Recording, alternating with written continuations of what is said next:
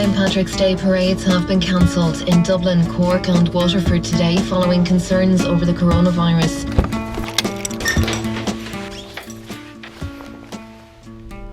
So first of all, who am I and why am I talking to you about coronavirus? Well, my name is Carl Mullan, I am a presenter for 2FM and I'm also a content creator for RTE and for RTE Player, meaning I make videos for them, like this one. So why am I making this video? Well look, there's no other way of putting this. These are unnerving times, of course they are. We've never really gone through something like this before. Things are happening really quickly. We didn't even know what coronavirus was a couple of months ago. Yet every single day we're being hit with all of this information about it and we're being presented with all of these different scenarios of things that might come to pass. One of those things that might come to pass in a scenario some of us might be faced with at some stage is the idea of having to go into self-isolation. And it got me thinking, well, what does that actually mean? I mean, practically speaking, what effect does that have on your life? And what can you expect? So that's why I'm making this video. Now, just to be absolutely clear, this is not being done because I am sick or because I'm starting to show symptoms. I'm not. And also, I'm not doing this to try and make light of a situation that of course all of us are taking seriously. This is literally a case of, if this clears up even to one person, alright, well this is what happens if you have to go into self-isolation, well then this video has been worthwhile. That's kind of it. If this was a real world situation and I had been asked to self-isolate, probably the first thing I would be told to do is to check out the HSC Guidelines on it. So that's what I'm going to do, because hopefully that's going to outline, well, exactly what this means and how I go about it. So yeah, hang on.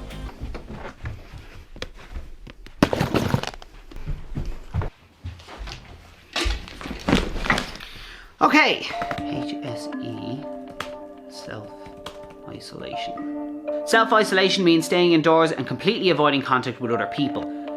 Okay, that's gonna make my life a little bit difficult because I live in my house with my girlfriend. Do stay at home in a room with the window open. Window open.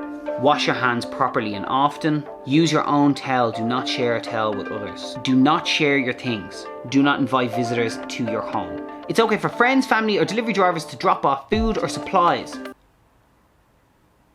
does that mean like, can I get like a pizza? Tell them to leave these items outside your door. If you have to share a bathroom with others, think about setting up a bathroom rota. You can use the bathroom last, then clean it thoroughly. This is actually quite comprehensive. Now, one thing I've just realised that I've been doing the whole way through this, which I shouldn't be doing, is touching my face. The crux of it is that I have to kind of stay as much as possible within this room, which is the spare room in our house, and I can't really have any interactions with my girlfriend or any other people. If I do have to leave this room, making sure that any surface I touch, I make sure I clean it properly. That's kind of how it's going to be. Okay, oh my god, that's bright. So yeah, I've just heard my girlfriend Ash coming in the door. Now, obviously I told her I was going to be doing this. It's just the best option is for me to absolutely limit my contact with her and with the rest of the house as much as possible. Which kind of means that, Ash? Yeah? One positive to this is that I've gotten out of making the dinner, so that's, need to look at glass half full, glass half full. And there we go. This is eating self-isolation style. Sorry to be a pain in the arse. Could you bring me up a glass of water? Okay, so this needs to be washed, obviously. Now, luckily for me, this is an old house and there is a sink in this room. I think what I'm gonna do is I'm gonna wash this in the sink here, but then kind of tomorrow when Aisling has gone to work, I'll go downstairs and I'll properly wash it in the sink again. I just wanna try and contain my movements around the house as much as possible. I think that's probably the best thing to do. She's in this room next door. Are you gone to bed?